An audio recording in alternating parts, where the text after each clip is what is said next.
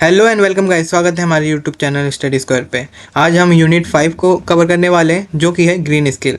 ये भी short chapter ही है आपके सिलेबस का जो कि जल्दी कवर हो जाएगा। इसमें दो ही सेशन है, एक है सस्टेनेबल डेवलपमेंट और दूसरा है our role in sustainable development. इसमें ओवरऑल हम ग्रीन स्किल्स के अंदर सस्टेनेबल डेवलपमेंट या फिर इन्वायरमेंट से रिलेटेड टर्म्स को ही देखने वाले हैं। तो चलो एक एक करके स्टार्ट करते हैं।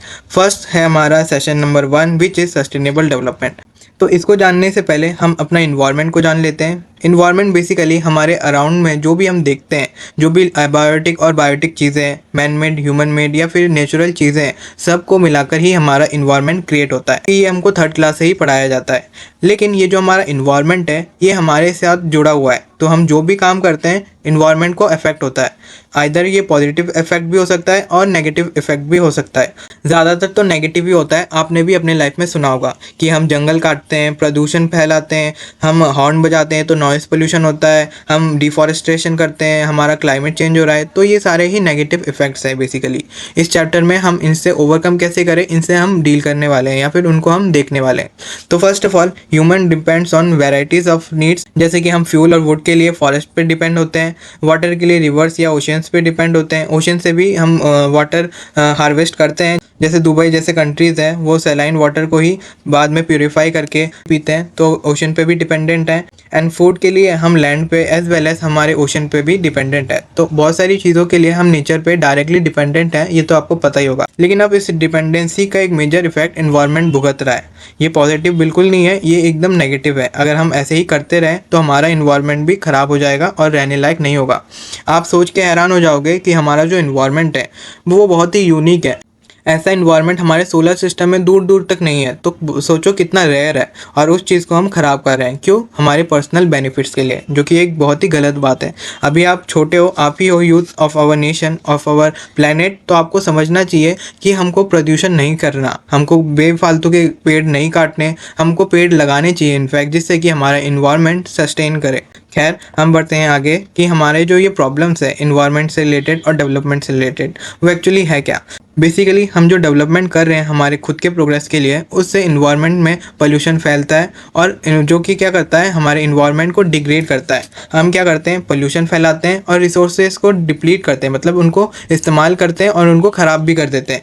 तो इससे क्या होता है, बहुत बार हमारे इन्वायरमेंट में एक कंपोनेंट एक्सेसिव हो जाता है जिसकी रिक्वायरमेंट नहीं है। आपको भी पता होगा हद से ज़्यादा चीज़ें ख़राब ही होती है ना।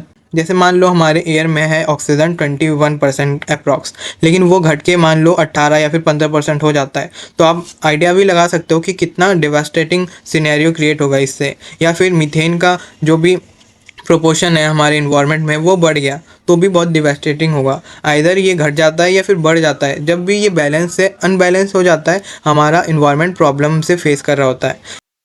एग्जाम्पल के तौर पर हार्वेस्टिंग के लिए जो हम फर्टिलाइज़र, पेस्टिसाइड्स इस्तेमाल करते हैं वो हमारे सॉइल को डैमेज करता है। क्यों? क्योंकि उनकी रिक्वायरमेंट हमारे सॉइल में नहीं थी, लेकिन हमने ज़बरदस्ती डाला ताकि हम हार्वेस्ट अच्छा कर पाए। लेकिन ये जो कंपोनेंट्स हैं ये हमारे सॉइल को बहुत ही हार्म करते हैं, जिसे ज़्यादा इस्तेमाल करने से वो लैंड बहुत ही ख़राब हो जाता है और फ्यूचर में हार्वेस्ट करने के लायक भी नहीं बचता, क्योंकि हमने ज़बरदस्ती वहाँ पर फर्टिलाइज़र्स का इस्तेमाल किया, जो कि एक मैन मेड चीज़ है जिसकी रिक्वायरमेंट वहाँ पर नहीं थी, हमने जानबूझकर डाला। तो ऐसे बहुत सारी चीज़ें हैं, फर्टिलाइज़र्स तो नहीं, ये तो बस एक एग्जांपल था। ऐसे बहुत सारी चीज़ें हैं जो मैन या फिर ह्यूमन कह लो बेसिकली अपने नीड्स के लिए पुश कर करके अपने इन्वायरमेंट में इनबिल्ड करते हैं। जैसे पेड़ काट के वहाँ घर बनाया, ज़रूरत नहीं थी लेकिन फिर भी घर बनाया। आइलैंड में जो बहुत ही अच्छा आइलैंड था वहाँ पर हम रेस्टोरेंट बनाते हैं और फिर उसको गंदा करते हैं, जो ज़रूरत नहीं थी सर्वाइविंग के लिए, लेकिन हमने लग्जरीनेस के लिए बनाया। ये सारे बेतुकी चीज़ें हैं जो हम नहीं भी करेंगे तो भी हम जी सकते हैं, लेकिन फिर भी हम करते हैं। ये सब बहुत सारी एक्टिविटीज़ हैं जो कि मेजरली इम्पैक्ट करता है हमारे इन्वायरमेंट को। ये बेसिकली प्रॉब्लम्स हैं जो हम खुद ही क्रिएट कर रहे होते हैं। तो इनसे हम बचने के लिए क्या कर सकते हैं, सस्टेनेबल डेवलपमेंट को प्रमोट कर सकते हैं। सस्टेनेबल डेवलपमेंट बेसिकली कि अभी जो हमारे पास रिसोर्सेस है उसको हम वाइजली इस्तेमाल करें और फ्यूचर के लिए प्रिजर्व करके रखें, तो उसको सस्टेनेबल डेवलपमेंट कहते हैं। जैसे इस डेफिनेशन में भी आप देखोगे, development that meets present needs without harming the ability of future generation, मतलब वही कि फ्यूचर के लिए बचाकर हम अभी इस्तेमाल कर रहे हैं वाइसली, उसको सस्टेनेबल डेवलपमेंट कहते हैं। एंड अगर आप यहाँ पर की एलिमेंट देखोगे तो इससे इकोनॉमिक ग्रोथ होती है, इन्वायरमेंट प्रोटेक्टेड रहता है और सोशल वेलबींग रहता है। इसीलिए कहते हैं use resources wisely today so they are available tomorrow. अगर अभी आप वाइसली इस्तेमाल नहीं करोगे तो वो ख़त्म हो जाएगा और आपको फ्यूचर में नहीं मिलेगा।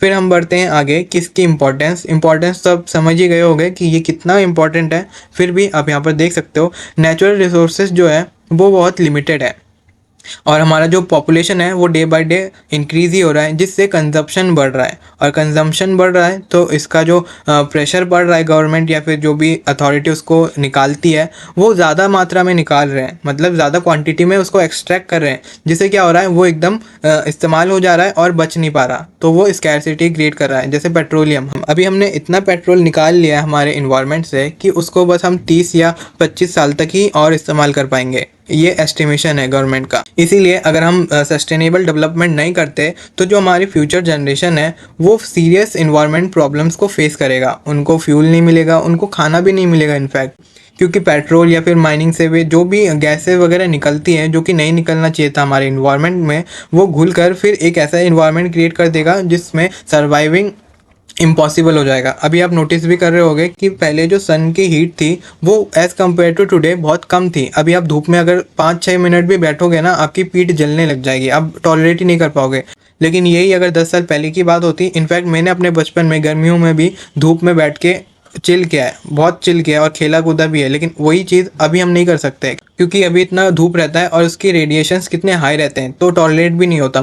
अगर हम इसके मेजर प्रॉब्लम्स की बात करते हैं तो यहाँ पर कुछ प्रॉब्लम्स हैं। जैसे अगर फूड की बात करें तो हमारे जो लैंड है वो अनफर्टाइल हो जाएंगे या फिर लेस फर्टाइल हो जाएगा, जिससे खाना नहीं मिलेगा। सॉइल डिग्रेड होगा तो वही केमिकल उसमें घुल जाएगा, तो जो भी हम उसमें फार्म करेंगे वो केमिकल से फुलफिल रहेगा और हमको ही हार्म करेगा। इनफैक्ट बहुत चीज़ें तो उगेंगे भी नहीं, फार्म भी नहीं होगा, हार्वेस्ट भी नहीं होगा, तो फूड की क्वांटिटी में एक बहुत ज़्यादा डिग्रेशन हमको देखने को मिलेगा कि खाने की किल्लत होगी बेसिकली। एंड अगर वहीं पे वाटर की बात करें वो तो अभी हम फेस ही कर रहे हैं। वाटर गर्मियों में कितना गंदा आता है, आता भी नहीं है 2-3 दिनों तक, आता भी है तो कुछ टाइम के लिए आता है। दिल्ली की बात कर रहा हूँ मैं अभी, इनफैक्ट बहुत सारी सिटीज़ में भी यही हाल है कि वाटर पीने लायक भी बहुत कम ही मिलता है। तो वाटर स्कैरसिटी तो अभी भी हम फेस ही कर रहे हैं, वो इसीलिए फेस कर रहे हैं क्योंकि हमने अपने इन्वायरमेंट का केयर नहीं किया। एंड अगर फ्यूल की बात करें, अभी जैसे हॉर्मोज से रिलेटेड न्यूज़ आप सुन रहे होंगे कि ईरान के जो पोर्ट्स है वहाँ से हम तेल नहीं ला पा रहे क्योंकि हॉर्मोज ब्लॉक्ड है, क्योंकि यूएसए ने वहाँ पर अटैक किया था। लेकिन ये तो है मैन मेड कॉज, लेकिन जो नेचुरल कॉज है वो भी लगभग सेम ही है क्योंकि हमारा जो इन्वायरमेंट है वहाँ से हमने बहुत सारा फ्यूल एक्सट्रैक्ट कर लिया है जो कि अब लिमिटेड टाइम के लिए ही बचा है। जैसे कि मैंने बोला था कि 25-30 साल तक वो भी ख़त्म ही होने वाला है। तो अगर हम अभी से सस्टेन नहीं करते तो आई होप एक टाइम जल्दी आएगा जब हमको ये सारी चीज़ें मिलेंगे भी नहीं, और मिलेंगे भी तो बहुत हाई प्राइस में मिलेगा। तो इसका सल्यूशन क्या है? तो इसका सल्यूशन रिन्यूएबल एनर्जी है। यहाँ पर एक ही चीज़ लिखी है सोलर एनर्जी, बट यहाँ पर बहुत सारी एनर्जी आ सकती है जो कि रिन्यूएबल एनर्जी है, जो कि आप साइंस में भी पढ़ रहे होगे। जैसे कि विंड एनर्जी आ गया, हाइड्रो एनर्जी आ गया, सोलर एनर्जी तो है ही, थर्मल एनर्जी है, ये सारे रिन्यूएबल एनर्जीज़ हैं। क्यों? क्योंकि ये अनलिमिटेड क्वांटिटी में हमारे जो भी इन्वायरमेंट में अवेलेबल है और इसको हम रिक्रिएट कर सकते हैं, इसीलिए इनको हम रिन्यूएबल एनर्जी कहते हैं। तो इसका इस्तेमाल अगर हम बढ़ा दें, नॉन रिन्यूएबल एनर्जी से रिन्यूएबल एनर्जी पे शिफ्ट हो जाए तो हमारा इन्वायरमेंट बहुत हद तक सुधर सकता है, जो कि चाइना ने करके भी दिखाया है। चाइना इस मामले में बहुत डेवलप्ड है, उसकी सारी ही चीज़ें ज़्यादातर रिन्यूएबल एनर्जी में शिफ्ट हो रही है और उसका एयर आप अगर देखोगे ना, इतना क्लीन एयर है चाइना का, जबकि कुछ सालों पहले दिल्ली से भी घटिया एयर क्वालिटी थी चाइना की, लेकिन उन्होंने डेवलप किया। एंड अब देखो चाइना का है और इंडिया कहाँ पर है, तो ये सोचने की बात है। एंड इसके एग्जांपल पर आप देखोगे कि ये आपके बुक के अकॉर्डिंग है कि चरंग का सोलर पार्क जो कि गुजरात में है, जो कि 6000 megawatt solar energy power plant है। तो सोचो अगर इतना सारा पावर अगर हम एक जगह से क्रिएट कर पा रहे हैं तो अलग अलग जगह ऐसे पावर प्लांट होंगे तो हम कितना उसको क्रिएट कर पाएंगे। इससे क्या होगा, हमारा जो फॉसिल फ्यूल का यूज़ है वो रिड्यूस हो जाएगा एंड एज वेल एज हमको इनकम में भी हेल्प मिलेगी, मतलब इसका कॉस्ट भी कम रहेगा और जॉब भी क्रिएट होगा। तो ये लॉन्ग टर्म बेनिफिट के लिए तो एक बहुत अच्छा मीडियम है। आई गेस आप भी रिलेट कर पा रहे होगे और आपके अंदर इतना सेंस तो होगा कि आप समझ सको कि क्या हमारे लिए एज वेल एज हमारे इन्वायरमेंट के लिए सही है या फिर गलत है। फिर आते हैं इसके की प्रैक्टिसेस कि हम क्या कर सकते हैं जिससे सस्टेनेबल डेवलपमेंट कर पाएँ। जैसे कि हम रिड्यूस कर सकते हैं ओवर यूज़ ऑफ रिसोर्सेज, कि ज़्यादा इस्तेमाल ना करें कोई रिसोर्सेज को, भले ही वो हमें फ्री में ही क्यों ना मिल रहा हो। इसीलिए कहते हैं अगर पंखे की रिक्वायरमेंट नहीं है तो उसको स्विच ऑफ कर दो, जलाओ मत, दिन में बिजली का उपयोग कम ही करो वगैरह वगैरह। साइकिल वगैरह का इस्तेमाल करो जिससे कि फ्यूल इस्तेमाल ना हो। बाइक्स वगैरह में अगर पास ही जाना है तो साइकिल का इस्तेमाल कर ही सकते हैं ना, बाइक की क्या रिक्वायरमेंट। पब्लिक ट्रांसपोर्ट इस्तेमाल करो, पर्सनल व्हीकल को अवॉइड करो एंड रिन्यूएबल एनर्जी में शिफ्ट हो। एंड ऑल्सो और पेड़ लगाओ, यूज़ बायोडिग्रेडेबल मटेरियल्स, प्लास्टिक एकदम अवॉइड करो and adopt eco friendly technologies. इसमें आप सर्च कर सकते हो गूगल में कि इको फ्रेंडली टेक्नोलॉजीज़ अभी क्या क्या है। इसमें बहुत सारी चीज़ें हैं, बहुत सारी ऐसी ऐसी टेक्नोलॉजीज़ हैं जिनका इस्तेमाल हम अपने इको फ्रेंडली मैनर में कर सकते हैं। जैसे जो प्लास्टिक बैग है उसमें अब एडिबल बैग्स भी आ चुके हैं या फिर डिज़ोल्वेबल बैग्स भी आ चुके हैं जो कि प्लास्टिक है लेकिन डिज़ोल्व हो जाता है पानी में घुलते ही, आपने सुना भी होगा। साइड बाय साइड हम प्लास्टिक बोतल का इस्तेमाल ना करके स्टील के बोतल्स का इस्तेमाल कर सकते हैं। एंड जो बैग्स है वो प्लास्टिक बैग का इस्तेमाल ना करके हम कार्डबोर्ड या फिर पेपर बैग का इस्तेमाल कर सकते हैं। ऐसे बहुत सारी चीज़ें हैं, छोटी छोटी चीज़ें जो हम अवॉइड कर देते हैं, लेकिन इस पर अगर थोड़ा भी फोकस अगर करेंगे ना हम, हमारे इन्वायरमेंट में बहुत इफेक्ट आएगा। एंड लास्ट पॉइंट कि create green spaces in cities. इसका मतलब यही है कि जो भी सिटीज़ हैं वहाँ पर आपको पेड़ दिखने को ही नहीं मिलेगा, तो पेड़ को लगाओ। जहाँ भी दिखे आपको पेड़ लगाना चाहिए वहाँ पर एक पेड़ तो लगा ही दो। आप सोचो मत, पेड़ लगाना स्टार्ट करो अभी से। जो भी पेड़ मर रहा है उसको बचाने के लिए आपके इनिशिएटिव्स लो। आपने देखा यहाँ पर एक पेड़ बेजान अभी ग्रो हो ही रहा है लेकिन वो ज़्यादा ग्रो नहीं हो पाएगा, आपको लग रहा है, तो आप वहाँ से उठाकर कहीं ऐसी जगह लगा सकते हो जो कि खाली हो और वहाँ पर वो पेड़ अच्छे से ग्रो कर पाए। तो ऐसे इनिशिएटिव तो आप ले ही सकते हो। आपके आसपास में भी आप देखोगे मॉनसून सीजन में कितने सारे ग्रीनरी छोटे छोटे प्लांट्स डेवलप होना स्टार्ट करते हैं, तो आप वहाँ से हार्वेस्ट करो और अच्छे अच्छे जगह लगाओ जिससे ग्रीनरी में सपोर्ट मिलेगा। फिर आता है सस्टेनेबल इनोवेशंस तो आपने न्यूज़ में भी बहुत सुना होगा कि हमने सस्टेनेबल डेवलपमेंट के लिए कितने सारे इनोवेटिव आइडियाज़ को प्रमोट किया है एंड उनको अप्लाई भी किया है। इंडिया में नहीं होता ज़्यादा, वो अलग बात है, लेकिन बाहर विदेशों में बहुत होता है। जैसे यहाँ पर आप इमेज में भी देख रहे होगे कि ये बिल्डिंग्स है लेकिन इन्होंने भी पेड़ लगाए, आप देख रहे हो ग्रीन बना रखा है। ये चाइना का इमेज है, चाइना में ऐसा है बेसिकली, ये जापान में भी ऐसा है। बहुत सारी सिटीज़ ऐसे हैं जो ग्रीनरी को सपोर्ट करते हैं। इस हद तक देख रहे हो आप इमेज को, ऐसे भी ग्रीनरीज को सपोर्ट कर सकते हैं हम, लेकिन करते क्या है।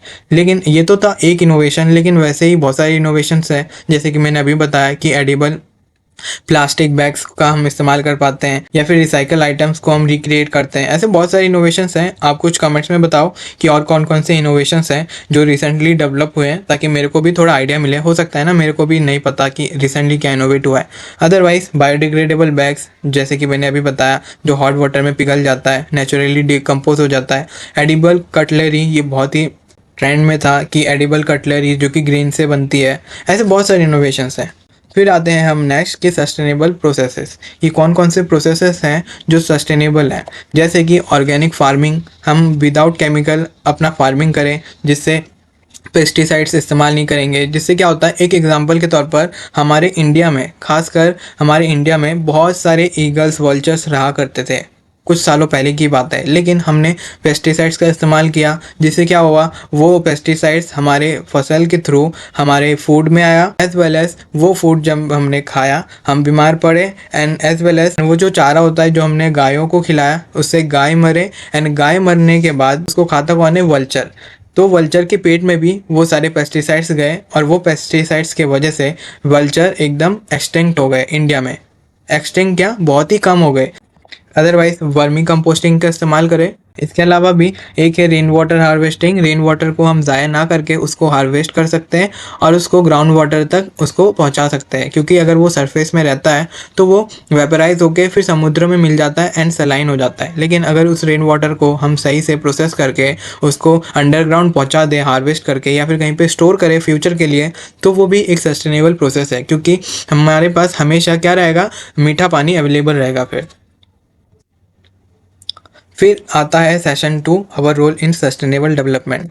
इसमें आता है basically growing problems, over use of resources. आप पिक्चर में देख रहे हो, ये रियलिटी है, ये कोई एआई नहीं है, ये रियलिटी है, यही हमने क्रिएट किया हमारे रहने के लिए। अगर बात करें प्रॉब्लम्स की, तो हमारे पास फूड, वाटर, एनर्जी से रिलेटेड प्रॉब्लम्स तो है ही, हमने स्टार्टिंग में ही देख लिया, जो कि हायर डिमांड की वजह से ही क्रिएट हुआ है, क्योंकि हमने पॉपुलेशन बढ़ाई, पॉपुलेशन ने कंजम्पशन बढ़ाया और कंजम्पशन ने एक्सट्रैक्शन बढ़ाया, एंड एक्सट्रैक्शन की वजह से पॉल्यूशन इंक्रीज हुआ, जो कि हम खाना पानी, एनर्जी, इवन रहने की जगहों में भी फेस करते हैं। तो इसके इफेक्ट में यही है कि सॉइल अपना न्यूट्रिएंट्स खो देता है, अनफर्टाइल हो जाता है, जो कि अभी हमने देखा भी था। जो फॉसिल फ्यूल्स है वो रन आउट हो जाते हैं एंड पोल्यूशन इंक्रीज होता है लैंड, वाटर एंड एयर में, जो कि यहाँ पर लिखा है।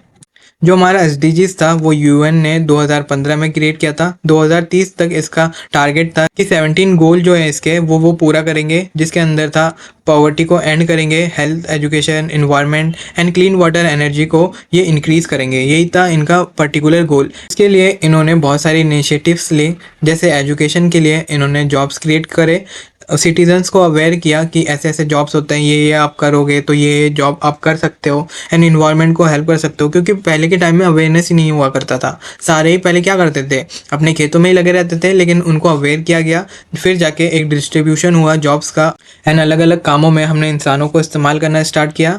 एंड वहीं पे अगर क्लीन वाटर एंड सैनिटाइजेशन की बात करें, जो ओपन डिफिकेशन था और वाटर पोल्यूशन था उसमें हमने काम किया। हमने फर्स्ट टॉयलेट्स बनाए, अवेयरनेस स्प्रेड करा, जैसे इंडिया में भी था कि स्वच्छ भारत अभियान, एंड जो क्लीन वाटर बॉडीज़ है उनको हमने सस्टेन करने के लिए उनको कंजर्व किया, जैसे बाउलीज वगैरह था उनको प्रिजर्व किया। एंड अदरवाइज अगर अफोर्डेबल एंड क्लीन एनर्जी की बात करें तो हमने सोलर और बायोगैस को प्रमोट किया। इनसे रिलेटेड हमने डेवलपमेंट्स करे, जिससे हमारा पोल्यूशन थोड़ा बहुत कम हुआ और नेचुरल रिसोर्सेज सेव हुए।